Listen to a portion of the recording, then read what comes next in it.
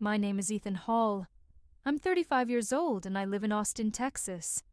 I've spent my entire life working toward a stable future, graduated from college, built a successful career in real estate, bought a house, and married the woman I thought was the love of my life. Laura is 33, works at a marketing agency, and for the longest time, I believed we had a strong marriage. But I was wrong. My older brother, Nate, 37, has always been the family favorite. He was a professional football player in his younger years, but after a devastating injury, his career came crashing down. It broke him. He lost everything: his money, his status, his confidence. I helped him however I could, gave him money, supported him when he started coaching teenagers at the local sports complex. We were never particularly close, but he was family, and I did my best for him. Lately, Laura had changed. She stayed late at work, constantly checked her phone, and whenever I asked why she was spending so much time away from home, she dodged the question. She said she was exhausted, that work had been stressful. I wanted to believe her. I really did, but the unease inside me kept growing. I tried to push the thoughts away, convincing myself I was just being paranoid. But one night, when she told me she was going out with a friend again, something inside me snapped. I couldn't just sit there and wait. I installed a tracking app on her phone, told myself it was temporary, that I just needed to put my mind at ease. But a few days later, my worst fears came true. She wasn't with a friend. She was at a hotel, and she wasn't alone. When I saw who it was, it felt like a punch to the chest. My brother, Nate. The one person I never, not even in my worst nightmares, could have suspected of such a betrayal. I don't remember how long I sat in my car outside that damn hotel, staring at my phone screen, watching the pinpoint of her location mock me. My entire body clenched with pain and fury. But I didn't rush inside. I didn't cause a scene. Number if they thought they could do this to me and walk away unscathed. They were dead wrong. They chose the wrong man to betray. I wasn't the type to sit back and swallow my humiliation, to let them continue living their perfect little fantasy at my expense. I would destroy them, just like they destroyed me. But I wouldn't act on impulse. Revenge had to be cold, calculated, flawless. I would plan every move meticulously, and when it was over, they would regret everything. First, I needed more information. I started watching Laura more closely, checking her phone when she left it unattended, going through bank statements. This wasn't their first time. It had been going on for months. Rage boiled inside me, but I kept my composure. I began gathering evidence, screenshots of messages, call logs, location tracking records. By the time I was done, I had more than enough proof to strike when the moment was right. The next step was Nate. He had no idea I knew. He still acted normal, calling me, chatting like nothing had changed. It was so sickening I had to clench my jaw to keep from snapping. But I played my part. Calm. Friendly. They couldn't suspect a thing. Then I started digging. I remembered Nate had struggled financially after his career ended. He wasn't as successful as he made it seem. His coaching job barely paid the bills, and he couldn't afford to maintain his old lifestyle. I knew he was drowning in debt, and that would be my first point of attack. When I saw who it was, it felt like a punch to the chest. My brother. Nate. The one person I never, not even in my worst nightmares, could have suspected of such a betrayal. I don't know how many minutes or hours I sat in the car, outside that damn hotel, staring at the phone screen where her location was pinned. Everything inside me tightened with pain and rage, but I didn't rush inside. I didn't create a scene. Number, if they thought they could do this to me and get away without consequences, they were wrong. They picked the wrong person to betray. I wasn't someone who would just endure the betrayal and let them go on living their lives like nothing had happened. I would ruin them, just like they ruined me. But I wasn't going to act impulsively. Revenge had to be cold, calculated, and flawless. I would plan every move carefully, and when it was all over, they would regret their choice. First, I needed more information. I started watching Laura more closely, checking her phone when she left it unattended, going through bank statements. This wasn't their first time. It had been going on for months. Rage boiled inside me, but I kept my composure. I began gathering evidence. Screenshots of messages, call logs, location tracking records. By the time I was done, I had more than enough proof to strike when the moment was right. The next step was Nate. He had no idea I knew. He still acted normal, calling me, chatting like nothing had changed. It was so sickening I had to clench my jaw to keep from snapping. But I played my part. Calm, friendly.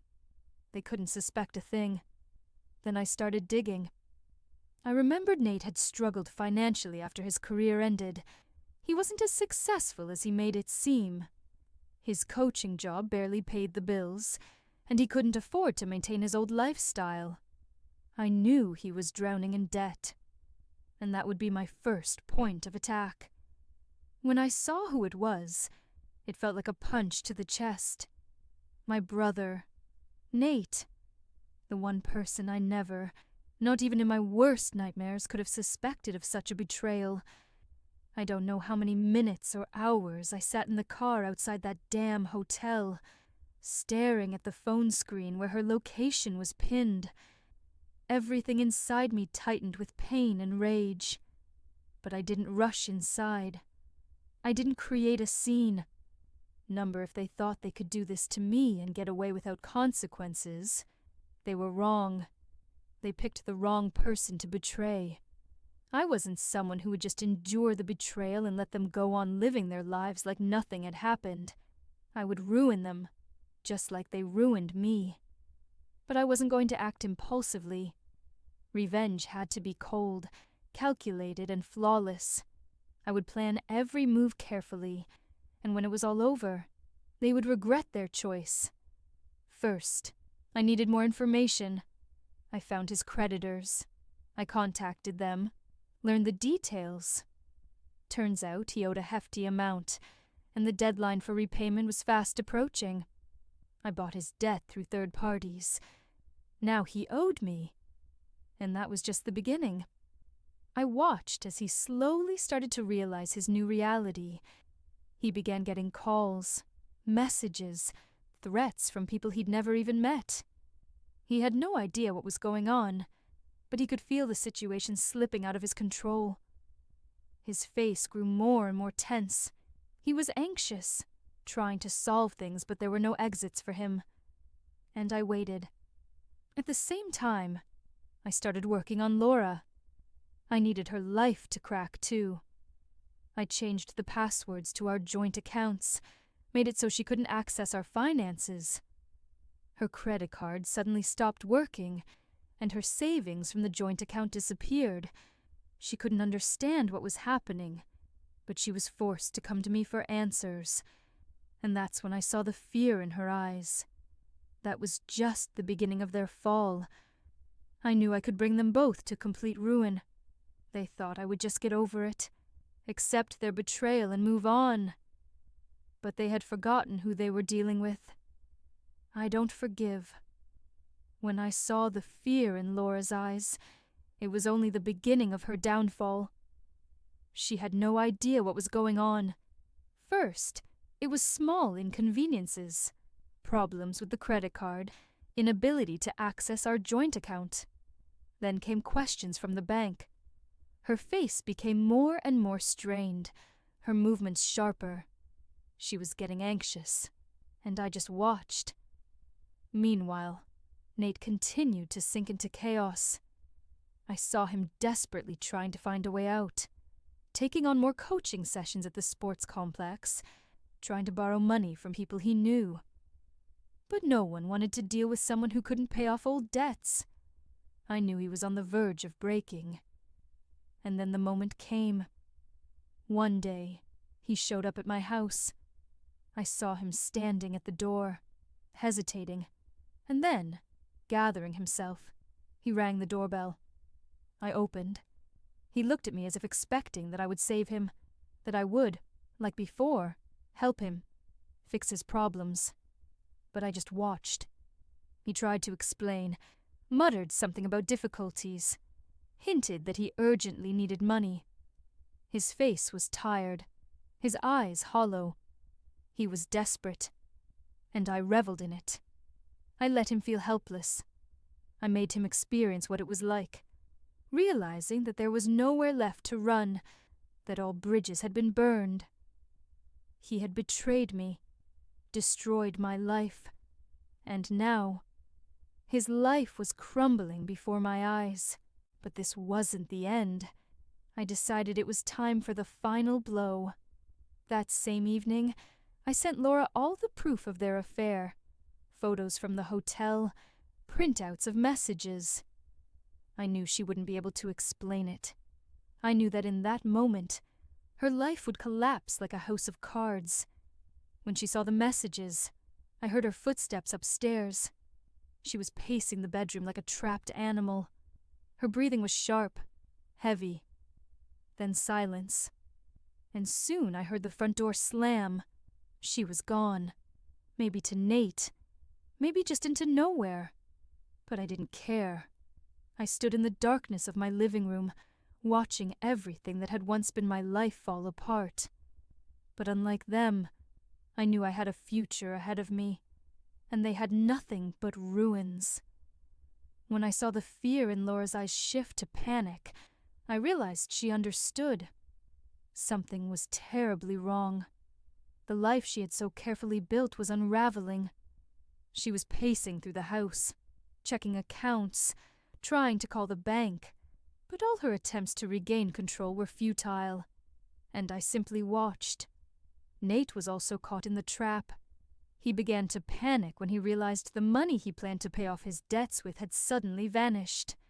He tried to find a way out, begged for help from acquaintances, but no one was willing to take a risk on a man who couldn't even pay off his previous mistakes. I watched as he sank lower and lower. Soon he appeared at my house. His face was gaunt, pale. I knew why he was there. He hoped I would save him, just like before, that I would pull him out of the mess he was in, but I left him standing at the closed door. I didn't even need to say anything. The silence spoke for me. That same evening Laura left too. She didn't say a word, just packed her things and disappeared. Maybe she went to Nate, hoping he could do something. But I knew he was just as helpless as she was. A few days later, I heard that Nate was kicked out of the sports complex. He could no longer work as a trainer. His reputation was ruined. He became someone everyone had turned their backs on, even those who once supported him. Laura also found herself in a tough spot. No money, no stability, no future. And me? I finally felt like I could move on. I had gotten rid of the people who had betrayed me. I had torn apart their lives, just as they tried to tear mine apart. And most importantly, I no longer felt pain. I felt freedom. I watched their reactions with silent satisfaction. Laura was running around the house, trying to figure out where her money had gone, while Nate desperately searched for a way to escape his debts. The walls were closing in on both of them, the trap they had set for themselves tightening with every passing moment. But I didn't rush. Laura tried to talk to me, but I remained cold and impenetrable.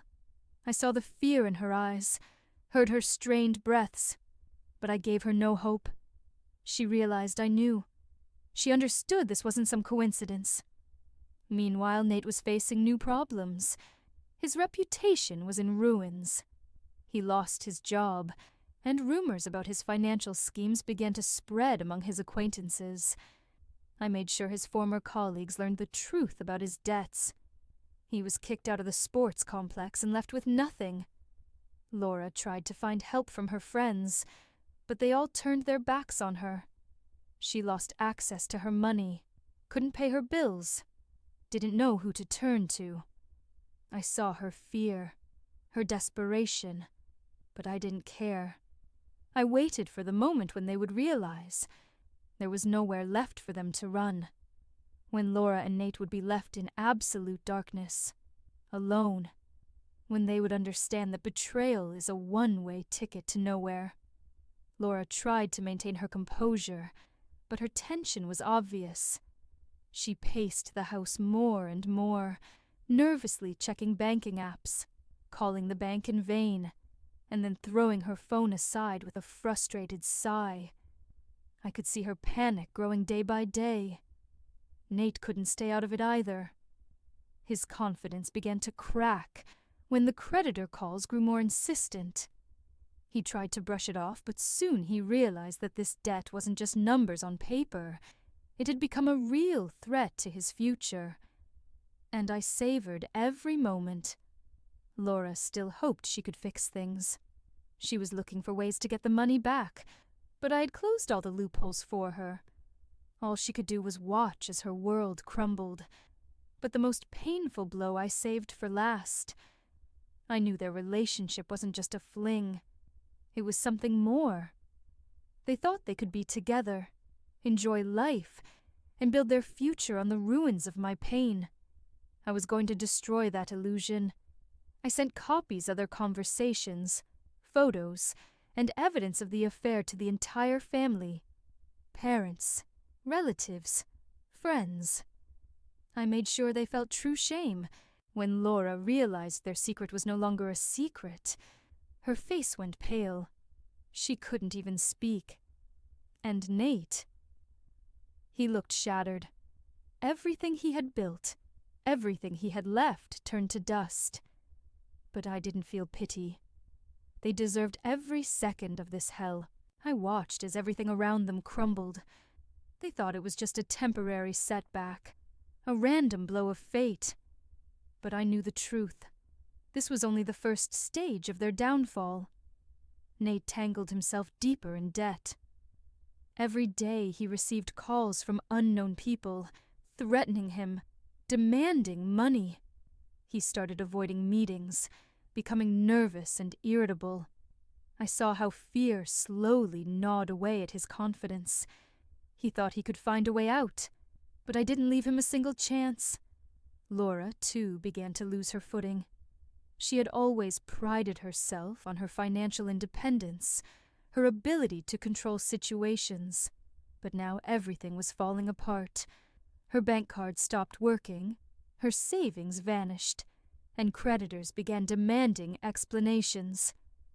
I saw her trying to cope, her eyes filling with panic as she couldn't even pay for groceries. But that wasn't enough. I knew they needed to feel true loss, to experience it in its full measure, and I was ready to give it to them. All this time, I had been gathering evidence of their affair. I meticulously documented every step they took, every message, every shared moment. I didn't just want to punish them. I wanted the world to know. I sent photos, messages, and call records to everyone who mattered in their lives. Friends, colleagues, our family. I made sure their betrayal became public knowledge, following them everywhere. The reaction came quickly. Nate was expelled from the coaching club. No one wanted a person with such a past working with kids. His friends turned away from him, and his family stopped supporting him. He became an outcast. Laura, too, found herself completely alone. She was fired from her job. Her reputation no longer allowed her to hold a senior position. Colleagues who had once respected her now looked at her with contempt. Only then, when they both hit rock bottom, did I realize that the revenge was complete. I didn't feel joy. There was no triumph, only emptiness. But I knew one thing. I was no longer their victim. I was free. Laura tried to figure out what was going on. Her attempts to pay bills ended in refusals, and the calls to the bank brought only evasive responses. She had no access to any of our joint accounts, and her personal finances were cut to the bone. She was running around in panic but couldn't find the source of her problems. I watched from the sidelines, remaining cold and detached. She thought it was just a series of unfortunate events. Bad luck. But I saw her nerves escalating, the growing despair in her eyes. As for Nate, he too was trapped. The debt he once thought he could control had now become a massive problem. The people he owed money to were pressuring him more and more. He tried to find a way out, but there were no options left. One day, I saw him in the parking lot near the sports complex. He was sitting in the car, hunched over, staring into space. His once confident posture was gone, and his face showed exhaustion and fear. He was looking for a way out, but he didn't know there were no exits for him. This was only the first stage. I didn't just want to ruin their lives. I wanted them to feel it, to understand what it meant to lose everything, step by step. The next step was their reputation. I gathered all the evidence of their relationship, screenshots of conversations, records of their meetings, the numbers of hotels they booked together. I sent this data to their colleagues, friends, and acquaintances. The rumors spread quickly. Laura began to notice the changes. Colleagues at the office whispered behind her back. Her boss suddenly became cold toward her, and the promising projects she had been striving for slipped through her fingers. She didn't understand what was happening, but she felt the ground slipping from beneath her feet. Nate faced the same thing. His parents turned away from him. Friends started avoiding him. He lost the trust of his students and their parents.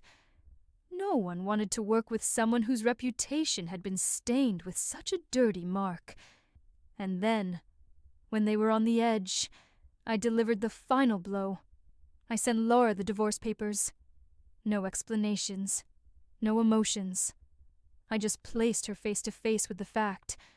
She tried to fight it, tried to talk to me, but I was unshakable. For her, it was the end. And for me, it was the beginning of a new life. Laura was in confusion.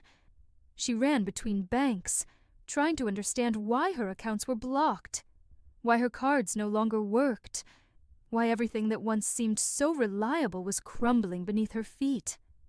She had no idea that this was just the beginning of her downfall.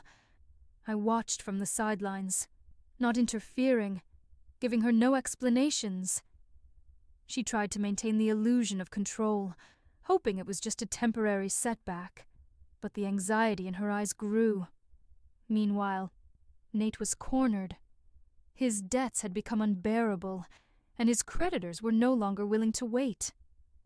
He was beginning to realize that the situation was spiraling out of control, but there was no way out. His job at the sports complex couldn't cover what he owed, and every attempt to seek help led only to closed doors. His friends and acquaintances slowly distanced themselves, not wanting to be associated with a drowning man. I knew the time had come for the next step. Laura's reputation was her most valuable asset. She had spent years building her career, cherished the respect of her colleagues and superiors, and strived to be the perfect employee. So when rumors started circulating at the office, when she began receiving anonymous messages filled with hints and undeniable proof of her affair, she felt the ground slipping beneath her feet. I had gathered everything, her messages with Nate, records of their meetings, hotel reservations. I sent it all to her boss, her colleagues, even her clients. I had no doubt that in the corporate world, reputation was everything, and one scandal could erase years of hard work. She tried to explain herself, to convince everyone that things weren't as they seemed. But words mean little when undeniable proof is staring you in the face. Her world was collapsing. Nate felt the consequences, too. His parents turned away from him, his friends avoided him, and the management at the sports complex hinted that scandals like this reflected poorly on a coach's reputation. He lost his last footholds, but still hadn't realized just how deep his fall would be. I waited for them to understand that their downfall wasn't a coincidence. It was the result of someone's carefully planned revenge. When Laura came to me, trying to explain, pleading with her eyes, I simply handed her the divorce papers. Coldly, without emotion. For her, it was the final blow. But for me, it was just the first step toward a new beginning. In desperation, Laura started calling friends and acquaintances, hoping to get some kind of help. But every call ended in rejection or awkward excuses. People she had once laughed with at dinner parties now kept their distance. Some gently said it was bad timing. Others outright told her they couldn't help. There was panic in her voice, but it moved no one. She couldn't understand why everyone around her had suddenly turned their backs on her. It couldn't just be a coincidence. Someone had made sure she was left alone when she needed help the most. When all other options were exhausted, Laura gripped her phone tightly, clenching her teeth. There was only one person left who couldn't refuse her. Her lover, Nate. But when she dialed his number, all she heard were short beeps. Again and again. He wasn't answering. Her heart pounded faster. She sent him a message, then another. She begged him to call back, explained that disaster had struck, that she needed his help. Minutes passed, then half an hour. No reply. Nate was silent. A cold wave of realization washed over her. What if he was in trouble too? Her fingers trembled as she opened her browser and started searching for any news about Nate. She knew he had financial problems, but she had no idea how serious they were. Now, disturbing facts surfaced. Lawsuits, debts, unpaid loans. Everything he had been hiding was now out in the open. He couldn't help her. He had nothing left himself. Panic turned into terror.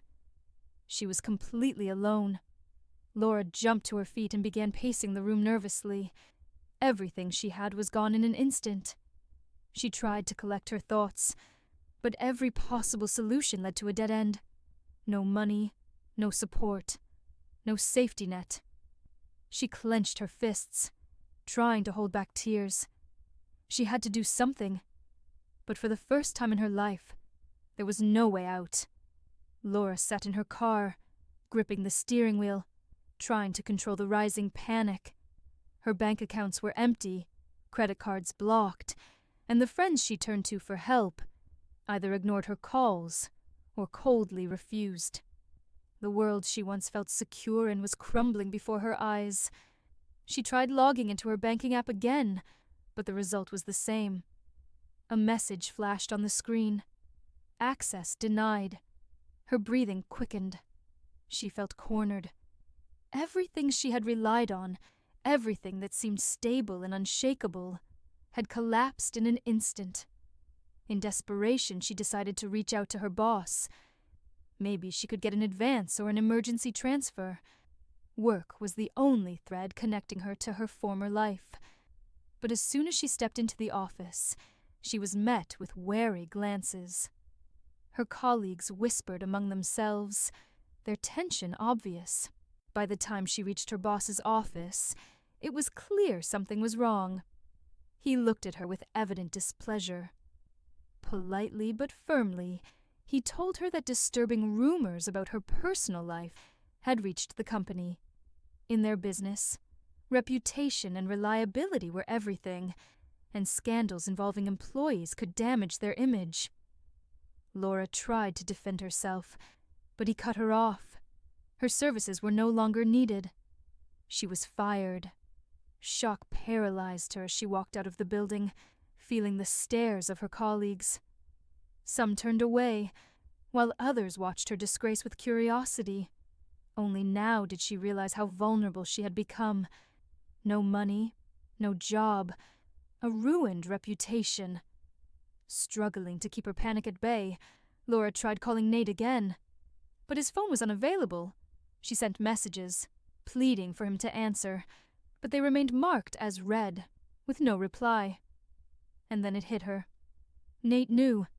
He realized he was trapped just like her, and instead of facing it together, he had simply abandoned her. Suddenly, everything that had once seemed important lost its meaning. A cold emptiness settled inside her. She had lost. Her world had collapsed, and now she had to accept that there was no way back. Laura felt reality tightening its cold grip around her. She had no money, no job, and the people she once called friends had turned their backs on her. She tried reaching out to her relatives, but her calls went unanswered, her messages left unread. The rumors had spread too quickly, branding her as the woman who destroyed a marriage for a man incapable of taking responsibility, for himself or for her. Despair gradually turned into panic. Laura knew that without money or support, her situation was becoming dire. She had always been used to stability, to a life where everything was predictable and comfortable.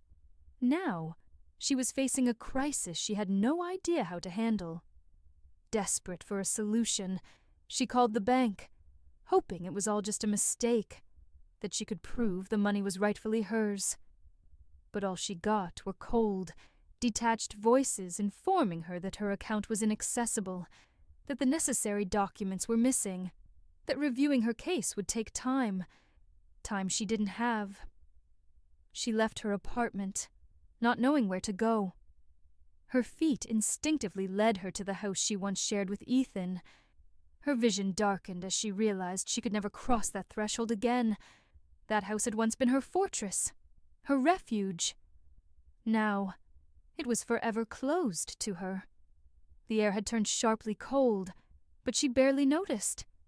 Hunger, fear, the realization that she had nowhere to go, they drowned out everything else. The world that had once seemed so solid had collapsed, and no one was coming to help. Then she made a decision. She had to find Nate. He was in this mess too. He had to help, to stand by her side, because they were in this together. But Nate wasn't answering. She tried again and again, but every call ended the same way, with a dead signal. Frantically running through options in her mind, she remembered his apartment. Maybe he was there. Maybe he was just scared, trying to wait it out. Laura headed there, but when she arrived, all she found was silence. The door was locked, the windows dark. She knocked, then pounded harder, then began banging with her fists. But no one answered. A neighbor, an elderly woman with a sour expression, peeked into the hallway, and without much sympathy, informed her that Nate had moved out. Just packed his things and disappeared without leaving a forwarding address. At first, Laura couldn't process what that meant. She kept standing by the door, refusing to believe he had just abandoned her. That unlike her, he had found a way to escape the ruins of their shattered lives. And then it hit her, a crushing realization. She was truly, completely alone. Laura stood in front of Nate's apartment door, stunned by what she had just heard. He was gone, vanished into thin air, leaving her alone to deal with the wreckage of their shattered life. Her neighbor's last words kept echoing in her mind, but she couldn't. No, she refused to believe them. Could he really have done this? Just walked away without even trying to find her, without saying a single word. But the more she thought about it, the clearer it became. He had always been this way. Charming in his victories, smug when everything went according to his plan, and a coward when it was time to face his mistakes. And now, as their world crumbled, he had simply run, leaving her to drown in the chaos. With a vacant stare, she turned and stepped out into the street. The world around her moved on. Cars sped past. People hurried by, all lost in their own lives. And she suddenly realized she was standing on the cold pavement with no plan, no direction. She couldn't go home. Her belongings were still there, but that place was no longer hers. She had no money, not even enough for a cheap motel. What now? Panic crept up her throat, but she forced it down. She had to think. She had to find a way. She wandered through familiar streets, hoping to run into someone, anyone, who could help. But with each step, the feeling grew stronger. She no longer belonged here. Every door was shut. Every bridge burned. And the past crumbled behind her like dust. She could never gather back together. Only now did she truly understand how much she had depended on Ethan. Her entire life, her habits, her security had revolved around him. She had thought she was strong, independent. But without him, she had nothing. All this time, she had been living an illusion. And now, with reality slapping her in the face, one thing became painfully clear. She was no one. The evening air grew colder. Turning a corner, she stopped in front of a small cafe window. Warm light spilled onto the street, the scent of coffee and fresh pastries wafting through the air. Inside, people sat at tables, deep in conversation. That cozy, lively world suddenly felt unbearably foreign. She had no idea what to do next. Laura sat on a cold park bench, hugging herself tightly. The world around her moved on. People walked past, laughing, rushing about their day, while she remained stuck in this one, unbearable moment. Her thoughts raced chaotically. What now? What should I do? All the doors that had once been open to her had slammed shut with a deafening finality. She tried texting Nate again. The message went through, but no reply came. No call back. She couldn't believe he had just disappeared. He had promised her a new life, sworn that everything would be fine. But the moment trouble appeared, he was the first to run, leaving her alone to deal with the wreckage. Scrolling through her contacts, she searched for someone, anyone, who might help. But as her fingers moved down the list, reality sank in. She had no one left. The friends who had once called, invited her out, filled her life with warmth and excitement. They were gone. Had the rumors of her affair already spread, or had they never truly been her friends at all? Fear settled deep in her chest. She had never felt this alone. No matter how bad things got before, there had always been someone to turn to. Now there was no one. Desperately, she reopened her banking app, praying that it was just a glitch, that her balance would reappear if she refreshed the page. But no. 0. She couldn't even afford a cab to take her somewhere warm. A cruel, bone-chilling cold seeped through her clothes, but even that wasn't as icy as the realization of just how powerless she had become. She tried calling the bank again. Long rings. No answer. Another number. Voicemail. Money. She needed money. Just enough for food, for a place to sleep. Stuffing her frozen hands into her pockets, she started walking. Memories flashed through her mind. Fancy restaurants, designer boutiques, weekend getaways. Ethan's lavish gifts that she had once flaunted to her friends. It all felt like a distant dream now. She would give anything just to have $20 in her pocket. But she didn't even have that. She stopped at an ATM and checked her other card, the one linked to her salary. The balance was the same. Ethan had cut her off from everything. A shaky breath escaped her lips as she fought back the rising panic. Just then her gaze landed on the cafe across the street. Warm light, the rich scent of coffee and fresh pastries. People chatting inside. So close, yet utterly unreachable. She couldn't stand there forever.